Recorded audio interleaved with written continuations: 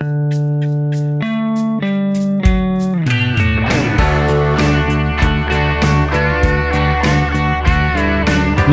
So Melbourne originally, born in Sydney, came to Napa and still here. Were you making wine there first before you came here? Yeah, so I worked in Australia. As a student, I worked for Penfolds. Then I went to Yarra Valley and I worked for a small winery called Oak Ridge. Then I did a couple of years in New Zealand at Church Road in Hawke's Bay and Vavasour in Marlborough. And then in between, I've been coming back to Rombauer back and forth for a number of years. And eventually my stays at Rombauer got longer and longer and paid me more, and the stay got longer. And eventually I said, you can't leave anymore, you're too important. So I'm still here.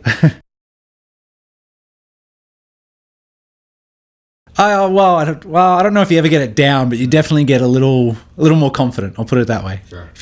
The moment you think you've got it and you can do it, it changes, and it's a new year, and it's like, okay, what are we going to do now to deal with the next set of issues to make better wine? So you got Mother Nature sitting on your shoulder, kind of. Yeah, and she's not reasonable. So no, not at all. Mother Nature, she rules the roost. That's for sure.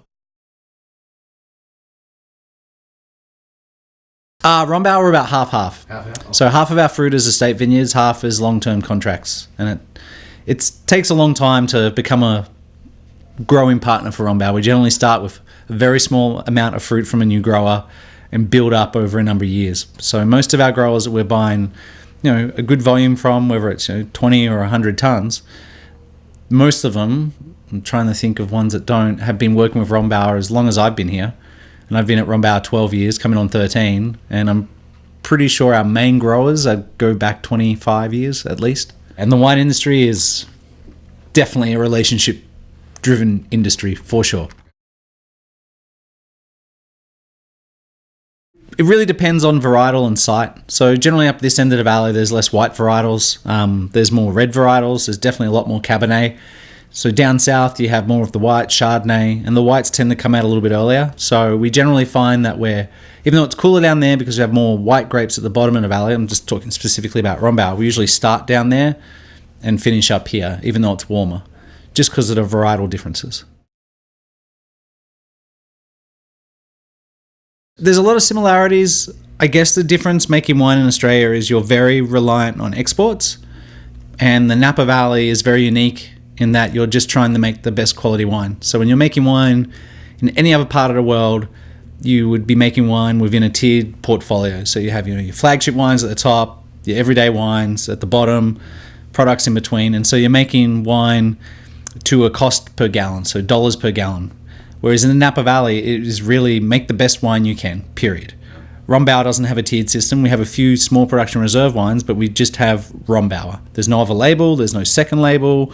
There's no lower tier of Rombauer. So it's literally make the best wine you can. And that's the big difference working in the Napa Valley compared to any other place in the world I've been or worked, is Napa Valley, because of it's such a small region. And it is, even though it looks big, it's very, very small in terms of grape production, but it's literally make the best wine you can. It's blessed with great climate, great soils, and know-how. There's more high-end experts, more consultants that are world-leading that come to the Napa Valley than any other wine region in the world, I think. And so it's literally just make the best wine you can. And it's inherently competitive, which is great fun in a lot of ways. I mean, we all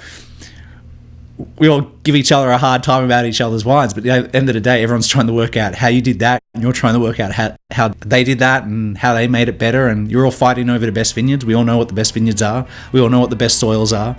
So we're all in this like constant friendly jiving battle for the best resources.